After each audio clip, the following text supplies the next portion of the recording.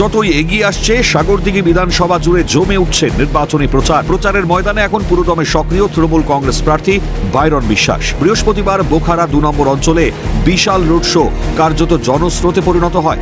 দলীয় পতাকা, ঢাক, ঢোল, স্লোগান আর উচ্ছ্বাসে মুখর হয়ে ওঠে গোটা এলাকা। মহিলাদের অংশগ্রহণ ছিল চোখে পড়ার মতো। রাস্তার দুধারে দাঁড়িয়ে থাকা সাধারণ মানুষ ফুলের মালা পরিয়ে, পুষ্প বৃষ্টি করে এবং স্লোগান দিয়ে স্বাগত জানান প্রার্থীকে। রোড শো চলাকালীন মানুষের সঙ্গে সরাসরি জনসংযোগ করেন বাইরন বিশ্বাস। তিনি হাত নেড়ে অভিবাদন জানান। এলাকার উন্নয়ন এবং মানুষের পাশে থাকার প্রতিশ্রুতিতে এলাকার মানুষ বাইরন বিশ্বাসের ওপর আস্থা রাখতে চান। সব মিলিয়ে বোখারা 2 নম্বর অঞ্চলের রোড শো শুধু একটি রাজনৈতিক কর্মসূচি নয়, বরং এক ধরনের জন উৎসবে পরিণত হয়। মানুষের ঢল, উল্লাস এবং সমর্থকদের আবেগে ভাসেন বিধায়ক বাইরন বিশ্বাস।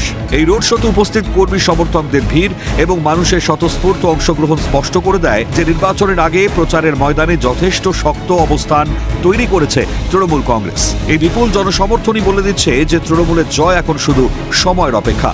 সাগরদিঘি থেকে মৃন্ময় গোস্বামীর রিপোর্ট, ক্যালকাটা নিউজ।